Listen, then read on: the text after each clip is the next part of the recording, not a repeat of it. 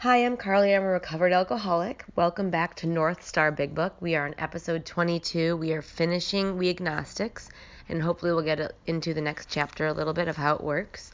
We are at one of my favorite pages in the Big Book. It's page 55, and it is where we find God, or where to find a higher power. I love reading this part whenever I take somebody through the Big Book. For the first 3 steps, I always bring them to this part because it's super clear. So basically, I'm at the second real paragraph where it says actually, and I bracketed that paragraph, the next paragraph, and the next paragraph, and underlined the whole thing, or highlighted, or whatever you want to do. In big letters on the top of the paragraph, I wrote where to find God. Where to find God. It says, actually, we were fooling ourselves, for deep down in every man, woman, and child is a fundamental idea of God. And above deep down, I wrote, it is within us. It is within us. I remember hearing a speaker say that it's so interesting that we always are looking for something, whether it's climbing a mountain or searching in a temple or going through different religions or finding different people, and God, what we're looking for, that answer, that solution, that power is put in the last place we would ever look, which is within ourselves. The reason I couldn't feel the God within me is because I blocked myself off from that God at a very early age, and I continue to do that through my resentments and my fears and my dishonesty and my shame and my guilt and the stories I told myself. It may be obscured. The word obscured means blocked. So it may be blocked by calamity, by pomp, by worship of other things. But in some form or other, it is there. For faith, remember what that means, knowledge, in a power greater than ourselves, knowing about that power, and miraculous demonstrations of that power in human lives are facts as old as man himself. We finally saw that faith, which is knowledge, in some kind of God, was a part of our makeup, just as much as the feeling we have for a friend. I underlined, sometimes we had to search fearlessly, and above that I wrote what we have to do. So search. When I can't find my cell phone, I don't send an inventory that I can't find my cell phone. I don't leave the house and say, oh, I'm so sad I can't find my cell phone. I wish I could have a better relationship with my cell phone. I search my house until I find it. I do not leave until I discover it, because it is that important to me. Yet we can struggle with the relationship with God, and we'll just be like complaining and blame it on, I feel disconnected, I don't feel anything, but we're not doing anything. We're not searching madly for that connection.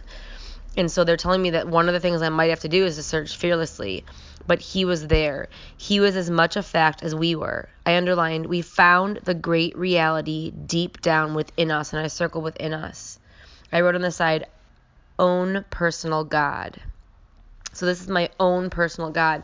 I talk about this a lot, that it's one of my favorite parts of our program that we don't even talk about very often in the rooms, that we get to believe in whatever we want to believe in. It's our own personal God. It's, when I went to college, I designed my own major because I didn't like any of the ones they offered. And I put together what I wanted it to be, and I made it something that was really beautiful and amazing for me. And I've done that with my higher power, and I've had to redo that often, a number of times in my sobriety, as life has showed up in my face.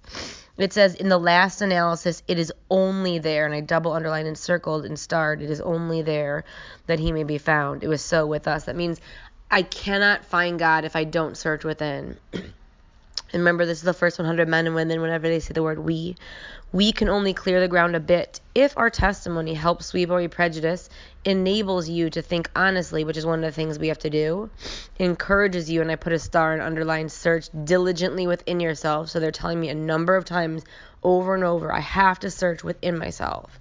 Then, if you wish, you can join us on the broad highway. I circled this next sentence. With this attitude, you cannot fail. They don't make any anything specific here. They're telling me I can't fail. That means in all areas of my life, if I have the attitude that I can find my higher power and I can have that partnership, I can't fail. It doesn't mean that hardships aren't going to come, but I'm not going to be alone anymore. The consciousness of your belief is sure to come to you. And I underneath your belief, I wrote through the 12 steps.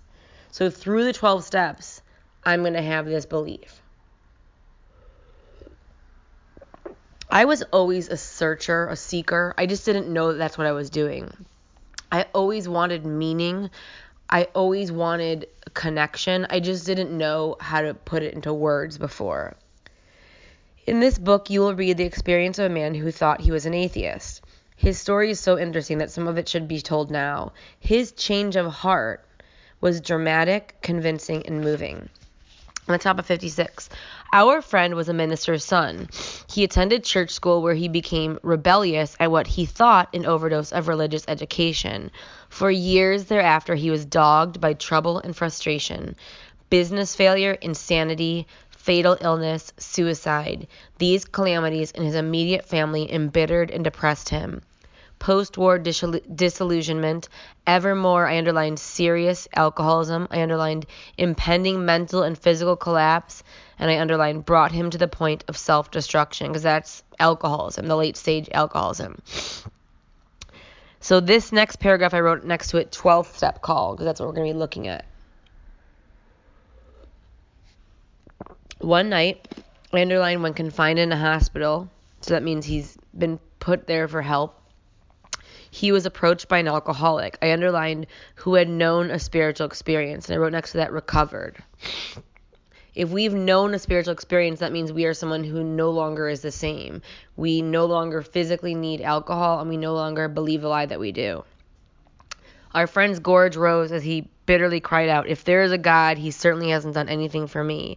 I underlined the next two sentences. But later, alone in his room, he asked himself this question: is it possible that all the religious people I have known are wrong?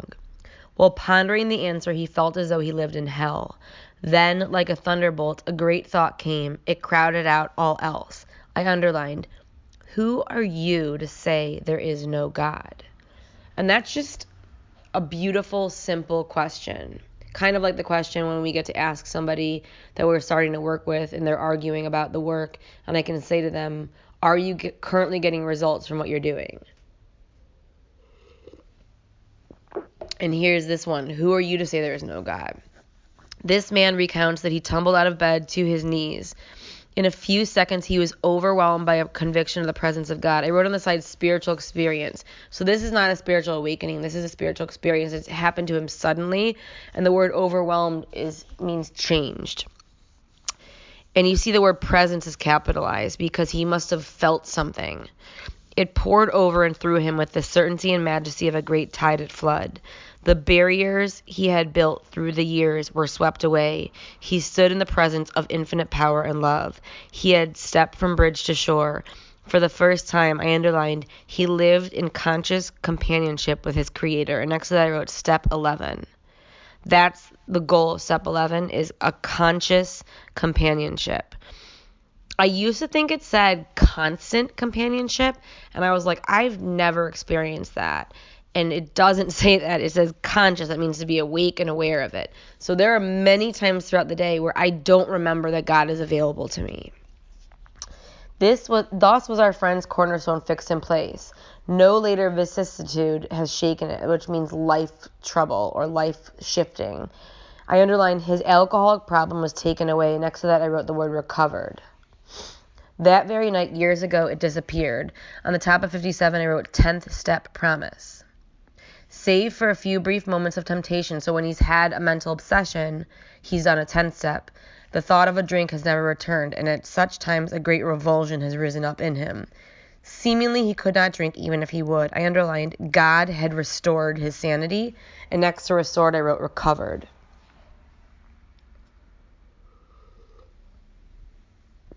What is this but a miracle of healing? Yet its elements are simple. Above the word circumstances, I wrote the word step 1. So step 1 made him willing. I underlined willing to believe, and that's step 2. Step 1 brought him to step 2. And then I underline, he humbly offered himself, which is step 3. So that's 1, 2, and 3. To his maker, then he knew. Even so has, I underlined, God restored, and above restored I wrote recovered. God restored us all to our right minds. And above that I wrote through the steps. So the pathway that God has restored me is through the steps. Because I begged God for help when I was using, but for me, my experience is a partnership, and I had to show up and do my work, and God gave me what I needed to do it. To this man, the revelation was sudden. Some of us grow into it more slowly, and above more slowly, I wrote the word awakening, because that's what we were talking about before.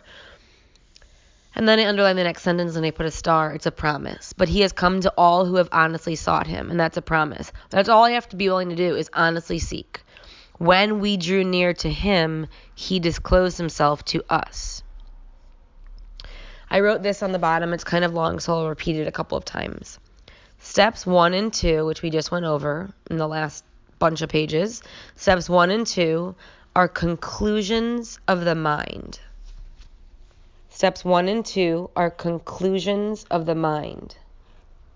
Based on information, conclusions of the mind based on information presented to us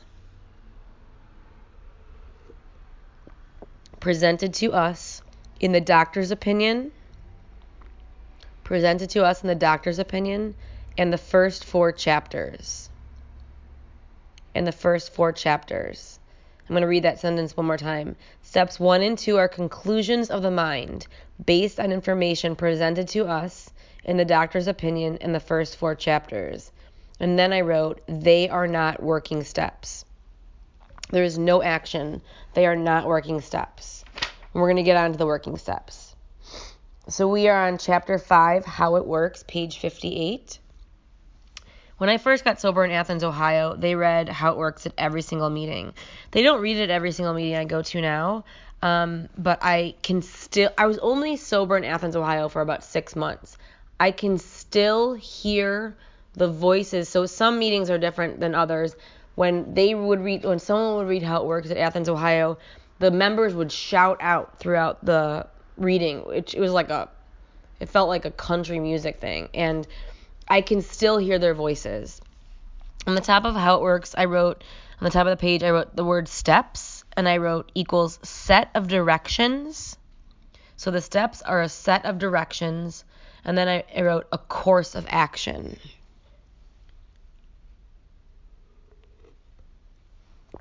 So if I follow these steps, this course of action, I'm going to get the result at the end that they promise, which is 12. I also wrote, don't get any change out of 1, 2, and 3. Don't get any change out of 1, 2, and 3. You can be excited about it for a moment. You can be, kind of blown away by the decision. But if I don't follow it up with action in 4 through 12, it's going to just be this event. And then underneath the word chapter 5, I wrote steps equals removal of mental obsession. Steps equals removal of mental obsession. So the steps are a set of direction, a course of action that will remove the mental obsession. And then it says how it works. I underlined the first sentence, and it says, rarely have we seen a person fail who has thoroughly followed our path. And above our path, I wrote the word directions, because that's what it used to say in the first printing. Then it says, those who do not recover are people, I underline, who cannot or will not completely give themselves to the simple program. So that tells me right there, I have to completely give myself to this program. Usually men and women who are, I underline, constitutionally incapable of being honest with themselves. So I wrote, on the side, I wrote, honesty is super important, which is just something I need to remember, obviously. Honesty is super important. But what we're specifically talking about here, about being constitutionally incapable of being honest with themselves, they're talking about someone who's a pathological liar, who has a mental condition where they literally lie. They're not making a decision to lie. That's just what they do. When I first was reading this, I thought, well, I'm constitutionally incapable of being honest with myself because I lie all the time. But I could tell the truth. They're literally talking about someone who's mentally handicapped in this area. And now they're going to say, in reference to them, there are such unfortunates. They are not at fault. They seem to have been born that way. They are naturally incapable of grasping and developing. I underlined a manner of living which demands rigorous honesty. Above manner of living, I wrote way of life, because our way of life demands rigorous honesty. And I wrote on the side, our new way of life demands this. Our new way of life demands this.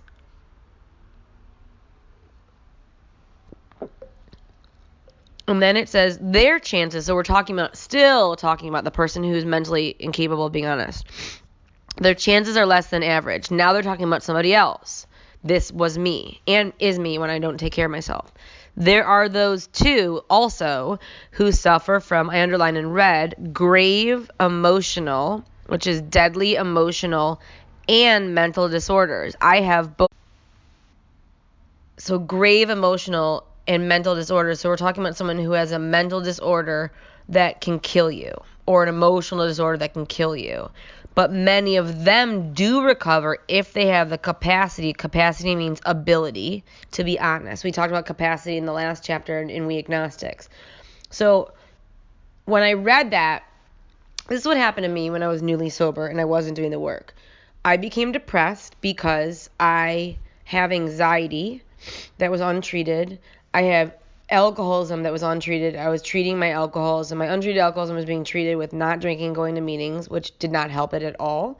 And I also believed the lie, because my mental obsession told me that because I was not on the right medication, and because I didn't find the right therapist, and because I'm trying to be sober, that no one in AA can understand what I'm going through, and they're all so happy all the time, and none of them will get it, and I wanted to not go to AA anymore. It was the only time in my whole sobriety I ever considered not going to meetings anymore.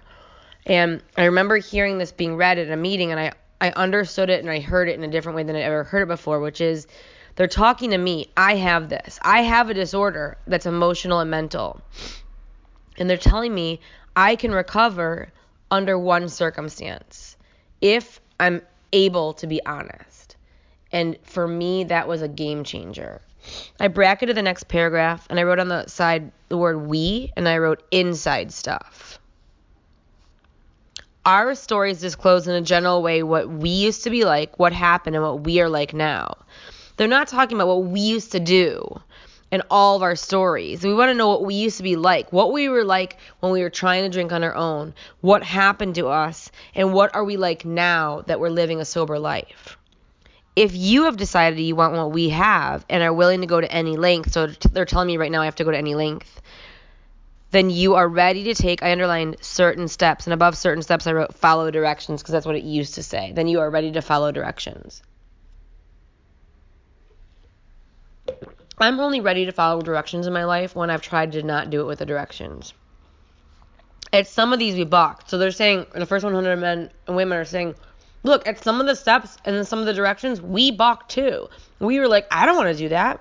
We thought we could find an easier, softer way, which I tried. But we could not, which they couldn't either. With all the earnestness at our command, we beg of you to be fearless and thorough from the very start. Some of us have tried to hold on to our old ideas. I circled our old ideas. My biggest old idea that I wrote on the side was never trust anyone. That was my number one rule to live by. And if that was how I felt, then I was going to hold on to that in AA. And they told me in sobriety that I had to let that go, because if I wasn't willing to trust at least one person, I was never going to make it. I underlined the result was nil, which nil means nothing, until we let go absolutely. So basically they're telling me I get nothing until I let go absolutely. So they're telling me right here, I have to let go absolutely of my old ideas. Remember that we deal with alcohol, I underlined in red, cunning, baffling, powerful. And I underlined then, without help, I underlined in red, it is too much for us. And that's what brought me to my knees and brought me to the rooms of Alcoholics Anonymous more than one time, was on my own, it was too much for me. But there is one who has all power. That one is God. I underlined, may you find him now. We just identified on page 55 how to find God. And the way that we find God is we have to search within ourselves, which means I have to remove what is blocking me from my own higher power. I underlined, half measures availed us, and in red I underlined nothing. We stood at the turning point. The turning point is, do I want to keep going the way I'm going to go and die, or do I want to try this new way and live? We asked. I underlined the word asked, and I wrote on the side, asking for help. His protection and care, I underlined with complete abandon, and I wrote next to that, total surrender. Complete abandon. On the top of 59, I wrote, clean up the past and learn how to inventory. Clean up the past and learn how to inventory. And then in parentheses, I wrote 4 through 9. That's the point of 4 through 9. 4 through 9 is the big unblocking. 10 and 11 are where I take what I learned in 4 through 9, I apply it in my daily life, and I keep my hallway clear so I never, ever get blocked off again. Here are the steps we took. That's the first 100 men and women, which are suggested as a program of recovery. I underlined a program of recovery. Here's what I want to make really clear. I've talked about this before, but I just want to make it really clear. We took means the first 100 men and women are saying to the alcoholic, here is what we did. These are the steps that we took. This program of recovery, which is the steps, is our suggestion. If you want a program of recovery, this is our suggestion. We don't have another one. Remember, there is a solution, is just a, not many. So the steps are not part of the program that are suggested. What they're saying here is we suggest this as our program of recovery. Our program of recovery is the steps. There is no option B. You can't do the program of Alcoholics Anonymous and not work at the steps. They are one and the same. So I broke the steps up, and we're going to go through it together. So it says step 1, and I circled the word we, which was the most uncomfortable word for me to have to come to terms with between my head and my heart, to understand the we of the program, which meant I had to let somebody in, which was terrifying. We admitted we were powerless over alcohol, that our lives had become unmanageable. In red, I underlined powerless and unmanageable. I wrote on the side, we do this together, others before me. We do this together, others before me. So there were others that went before me. I don't have to do this alone if I don't want to. And I always tell that to new girls. You never have to do anything alone ever again unless you want to. And there are others that have done this before us. So if you're going to go through something that's hard and I haven't been through it, let me help you find someone that has. We don't have to recreate this. And I wrote on the side, doomed to an alcoholic death. So with the information of step 1, just step 1, the only answer is that I'm doomed to an alcoholic death. So I made a big line in between step 1 and step 2 to separate it, because they're very, very separate. Step 1 is about being powerless over the physical allergy and the mental obsession, and because of that, my life is unmanageable. But I have to understand what the powerless means, which is why we went into such great detail about the physical allergy and the mental obsession. Then it says step 2, and on the side I wrote willingness to believe. Step 2 is about willingness to believe. And I underlined the words came to believe. So I had to come to meetings in order to believe. Came to believe that a power, I circled the word power, greater than ourselves could restore us to sanity. And they're talking about the sanity when it comes to alcohol. Where alcohol is involved, I'm insane, which means I cannot see the whole picture, which is why I keep trying to put it in my body. Then I made a big line in between 2 and 3. And then on the side of 3, I wrote decision implies further action.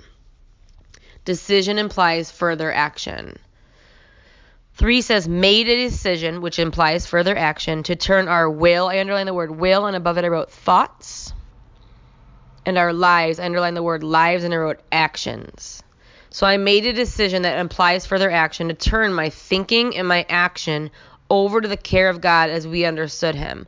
And then I made a big line underneath 3, and I kept 4 through 9 all together. So I made my next big separation underneath 9, because 4 through 9 are like a package deal. It's like when I say to a girl, when I'm taking her through the first 3 steps, I say, look, if you really want to do this, you need to really think about it and understand what it's going to entail. And I give her like a 10-minute intro of what's going to happen after we do this step 3 tonight, because I wanted her to know what I'm expecting of her and what she's going to need to do, because it's a lot of work. On the side of 4 through 9, I wrote further action, And then I wrote the numbers 4 through 9. Further action, 4 through 9, in which we turn our will over and change. Further action, 4 through 9, in which we turn our will over and change. Our will is my thinking and change in my actions. Step 4 says, made a searching and fearless moral inventory, and I underlined of ourselves, not of other people. 5 is admitted to God, to ourselves, and to another human being the exact nature of our wrongs. I underlined our wrongs. It doesn't say my mom's wrongs. 6 and 7 I kind of bracketed on the side together because they are connected. And I wrote on the side changing steps. These are the ones where we start to change. 4 and 5 we're identifying the problem. And we're going to be able to, with the help of a guide that knows how to do this, see it from a completely different angle than we've ever seen it before. And after the 5th step, we do our hour because we've seen something we've never seen before. And we go in and talk to our higher power. And we don't want to be like that anymore. And then in 6 and 7, that's when we start to change because we ask our higher power for help. And we start to put the principles of what's inside of 6 and 7 into our daily life of 10, 11, and 12. We're entirely ready. I underline the word ready. That's the key word in that one. And we're going to go over that in great detail when we get to it. To have God remove all these defects of character because they're blocking me from God. Humbly asked him to remove our shortcomings. If anyone ever asks you what the difference between defects of character and shortcomings is, there isn't. He just didn't like to use the same phrases. Made a list of all persons we had harmed and became willing to make amends to them all. I underlined to make amends. And above it I wrote the word complete. 9 says made direct amends. I underlined the word direct and I wrote on the side face to face. So wherever I'm capable of, I need to make my amends directly face to face. And because of modern technology, some of us have done it on FaceTime or Skype and have done it eyeball to eyeball, which is super uncomfortable. What we want to do is write a letter and send it and never look at somebody or send an email or send a text. But that's not what the book tells me to do. Made direct amends to such people. I underline the words wherever possible. And I wrote on the side when to make amends. So if you want to know when to make amends, the book says wherever possible. And then I bracketed except when to do so would injure them or others. And I wrote when not to.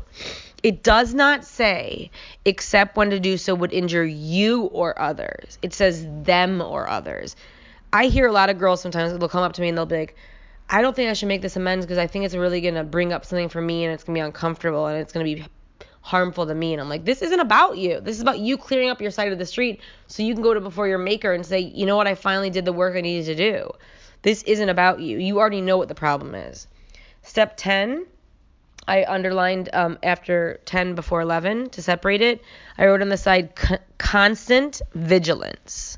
Constant vigilance. And I wrote the numbers 24/7. So we were supposed to do step 10 24/7, which I did not do until I was 13 years sober, which is why I had to do a 4th step every year and a half. Continue to take personal inventory, and when we were wrong, promptly admitted it. Next to admitted it, I wrote grow, and I also wrote on the side cannot stay the same. This step 10 is a growth step, and you cannot stay the same if you keep doing it. Next to step 11, I wrote the words constant contact. Constant contact. I wrote on the bottom 11th step is about me seeking a stronger connection. 11th step is about me seeking a stronger connection. I underline the word me. It doesn't say God's going to seek the stronger connection. God wants the relationship. It's about me. I underline the word sought. So that means I'm looking for something. That means I'm a seeker. So even at step 11, after doing all that work, I'm still going to be looking for this. Sought through prayer and meditation. So these are the 2 tools I'm going to use. We're going to get into great detail about that. To improve our conscious contact with God as we understood him, praying, I circled the word only, for knowledge of his will for us and the power to carry that out. And then on the top of 60, I have step 12, and I made an underline after 12, and it says, having had, I underlined the word had, so it's already happened. 1 through 11 results in a spiritual awakening or a spiritual experience. Having had a spiritual awakening, I underlined as the result of these steps. I wrote on the top, mental obsession is removed. So as a result of 1 through 11, the mental obsession is removed. I also wrote on the side, promised if work 1 through 11, and then I underlined the word if. So this is promised to me if I do 1 through 11. And then it says, We tried, which doesn't mean we were successful at it or not. We tried to carry, not shove. I underline carry this message. I circled the word this, and the message they're talking about is 1 through 11. To carry this message to alcoholics, I wrote on the side, constant work with others. It's not like once a year or once a month or on my home group. I underlined, and to practice these principles in all our affairs, and I wrote on the side 24/7. And we're going to stop there. Next week, we'll start right up onto the top of 60. Thank you so much for your time. I hope you have an amazing week. It's totally up to you.